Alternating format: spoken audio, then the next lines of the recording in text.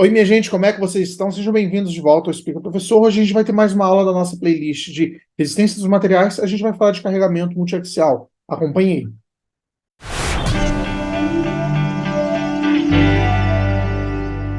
Bom, antes de qualquer coisa, eu gostaria de pedir para você que chegou aqui agora, você que já acompanha o canal, para você deixar um like nesse vídeo. E também, caso não seja ainda, se inscrever no canal. Essas duas ações, elas são de graça. Me ajuda bastante a continuar a produzir conteúdo para vocês aqui no YouTube. Beleza? Vamos aqui para a nossa aula de hoje, que a gente vai falar de carregamento multiaxial. A gente vai, na verdade, trazer aqui a lei de Hooke generalizada.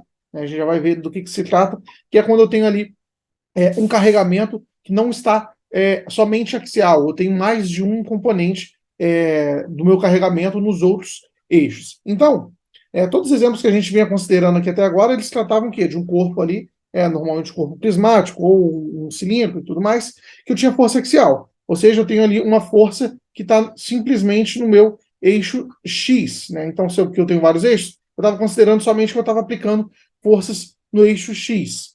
Então, aqui eu ia ter o quê? Eu ia ter um sigma x, que ia ser uma força sobre uma área. Porém, né, isso aqui é o modo mais simples de carregamento. Normalmente, quando a gente vai avaliar realmente um sólido que está sofrendo carregamento, ele tem carregamento em diversos sentidos. Ele pode ter carregamento também nos sentidos y e z. Então, a gente vai considerar aqui, na aula de hoje, que a gente vai ter um carregamento que também vai existir uma carga diferente de zero em y e também uma carga diferente de zero em Z. Então, a gente vai usar aqui um sólido infinitesimal para fazer esse tipo de análise. E a gente chama, quando o meu corpo está sendo carregado em mais de um eixo, por um carregamento ali multiaxial. Para fazer essa análise aqui, vamos começar olhando aqui um cubo, né, que a gente vai fazer a análise. A gente tem um cubo aqui que a gente vai considerar que ele tem uma área com comprimento unitário, ou seja, meu comprimento aqui no eixo X vai ser 1, no eixo Y vai ser 1, e no eixo Z ele também vai ser 1. A gente vai considerar aqui a variação a partir de um cubo que está com um tamanho ali unitário. E se eu estou considerando aqui esse meu cubo, e ele vai começar a ser carregado, né, digamos, com sigma X aqui, um sigma X, aqui ele vai ter o sigma Z, aqui ele vai ter o sigma Z, ele também vai ter o sigma Z, e aqui um sigma Y. Qual que vai ser a resposta que eu vou ter aqui nesse cubo em termos de deformação? O que eu vou ter de deformação? Quando a gente pega aqui mais um desenho, né, a gente vai ver que esse meu cubo aqui, que ele teve um carregamento y, x e z, ele vai ter aqui uma deformação nesse lado aqui no eixo x, que vai ser um valor unitário, mais a deformação em x. Eu vou ter aqui no lado do eixo z um valor unitário, mais a deformação em z, e no lado do meu eixo y, um valor unitário, mais a deformação em y. Então, eu vou ter aqui a deformação em cada um dos eixos unitários. E, para a gente fazer aqui a análise do carregamento multiaxial, a gente precisa utilizar de um conceito que a gente chama de conceito de superposição. Quando a gente quer expressar que um componente vai estar ali um carregamento com sigma x, sigma y, sigma z, e por conseguinte uma variação ali de deformação nos eixos x, y e z também, a gente vai considerar separadamente o efeito de cada tensão e a gente vai combinar ali o resultado obtido. Então, só para ficar aqui definido, o que é o princípio aqui da superposição? O efeito de determinado carregamento combinado em uma estrutura pode ser obtido determinando-se separadamente os efeitos das várias forças e combinando os resultados obtidos. Ou seja, eu vou considerar o efeito aqui da tensão e a deformação no eixo X, no eixo Y e no eixo Z, e eu vou combinar ali o resultado deles. Porém, eu tenho algumas condições aqui para o meu efeito de superposição. Né? Quais são as condições? Cada efeito aqui está linearmente relacionado com a força que produz, né? E a deformação resultante de determinada força é pequena e não afeta as condições de aplicação de outras forças. Quando a gente está falando aqui de lei de Hooke, né, e é esse tipo de análise aqui que a gente está fazendo de forma multiaxial, a gente está considerando aqui que a gente está dentro do que a gente chama de elasticidade. A gente está dentro de um regime linear elástico. As minhas tensões, deformações, elas estão variando ali e se correlacionando de maneira linear, e como eu estou no regime elástico, eu tenho uma variação ali de deformação muito pequena. Beleza? Então, a gente está aceitando aqui as condições necessárias para eu ter o efeito ali de superposição. Isso é se, né, minha tensão ela for menor ali que a minha tensão de escoamento, se eu estiver dentro da elasticidade.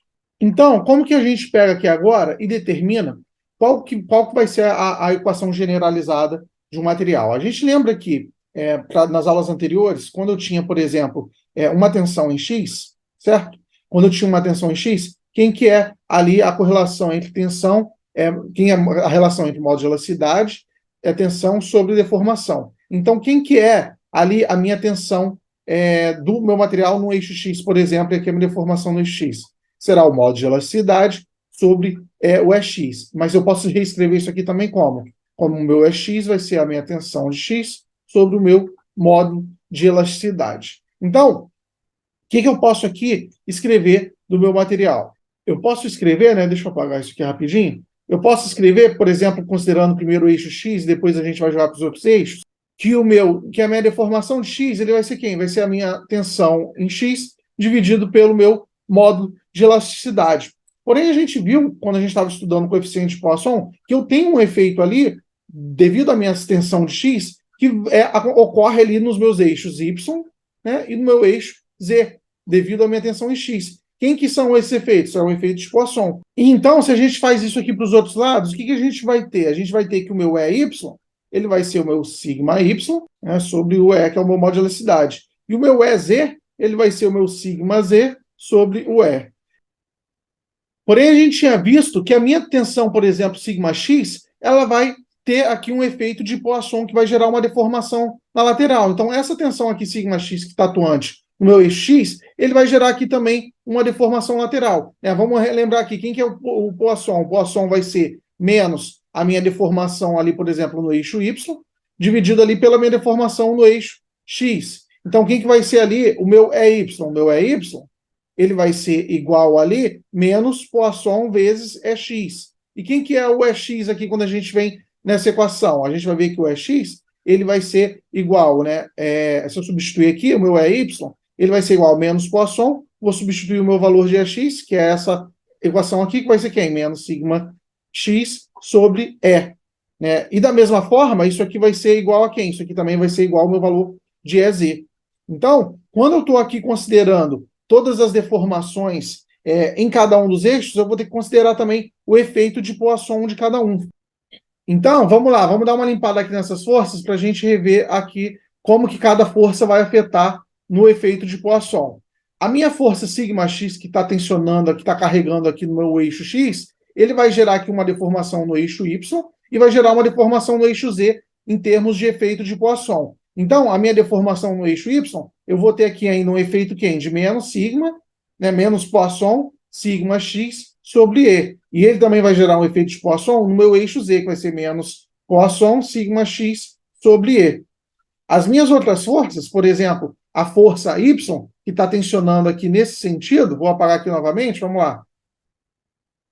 Aí agora, a minha força Y, que está tensionando nesse sentido, ele vai fazer o quê? Ele vai gerar aqui um efeito de Poisson negativo, tanto no eixo, né, X, quanto no eixo Z. Então, o que isso aqui significa? Que a minha tensão Y, ele vai gerar aqui um menos Poisson sigma Y sobre E, né? E também aqui no eixo Z, menos Poisson sigma Y sobre E. E quando eu venho aqui no meu último eixo, que é o eixo Z, vamos lá, vou apagar aqui novamente. Então, quando eu venho aqui no meu eixo Z e vou avaliar aqui o efeito da tensão no eixo Z, eu vou ter aqui um efeito compressivo, né, nos outros eixos devido ao efeito de Poisson. Então, no meu eixo Z, eu vou ter um efeito de Poisson aqui de menos Poisson, sigma Z sobre E, e aqui menos Poisson, sigma Z sobre E. Né? Então, aqui eu estou considerando o efeito de Poisson que cada tensão está fazendo nos outros lados. E daqui vem o quê? A lei de Hooke generalizada. Quando a gente pega aqui para escrever isso aqui bonitinho, a gente vai ver aqui que a minha deformação em X vai ser o meu sigma X sobre E menos os efeitos de Poisson do eixo Y e do eixo Z. A minha deformação em Y vai ser a mesma coisa, né? Eu vou ter ali meu valor de sigma Y sobre E menos os efeitos de Poisson dos outros eixos e da minha deformação em Z também, né? Aqui nessa representação, a gente já colocou em formato matricial, porque né, aqui a gente está considerando o eixo X, aqui o eixo Y e aqui o eixo Z. Então, aqui eu vou ter o efeito só da tensão principal, e aqui eu vou ter os efeitos aqui de Poisson nos outros sentidos. Beleza? Então aqui a gente chama isso aqui de lei de Hooke generalizada, né? A lei de Hooke generalizada aqui para um carregamento multiaxial de um material isotrópico e homogêneo. É importante aqui ter a noção que o meu material ele é isotrópico e homogêneo, ou seja, ele está se comportando em todas as direções do meu corpo de prova de uma maneira igual. E, só para terminar, quando a gente está avaliando aqui ainda a generalização da lei de Hooke, está considerando cisalhamento, a gente viu na nossa última aula que eu vou ter sempre uma componente de cisalhamento aqui, YZ e XY, YZ, XZ e ZX, ZY, YZ, né, para eu manter ali o equilíbrio do meu corpo, para ele não transladar, isso aí é o efeito da tensão de cisalhamento, e por conseguinte também eu vou estar gerando ali uma deformação de cisalhamento. Se a gente quer generalizar mais ainda, se a gente quer considerar também o efeito de cisalhamento, a gente pode adicionar essas outras equações aqui para a deformação, né? Porque quem que é o módulo de cisalhamento? O módulo de cisalhamento é tal dividido pelo gama, né? A deformação, por exemplo, no XY, dividido pela a minha tensão no XY, dividido pela minha deformação no XY. Então, o que vai ser a minha deformação no XY? Vai ser aqui o meu tal XY sobre G. Então, se eu quero aqui representar todos as minhas componentes de deformação, sejam elas deformação axial, né, ou, no caso, nos meus eixos principais, sejam elas das minhas deformações de cisalhamento, a deformação normal e a deformação de cisalhamento, eu posso considerar ainda os efeitos das deformações XY, YZ e ZX. Então, aqui eu tenho o estado geral de deformação de um corpo, quando eu estou representando ele, considerando um carregamento multiaxial. Beleza, minha gente?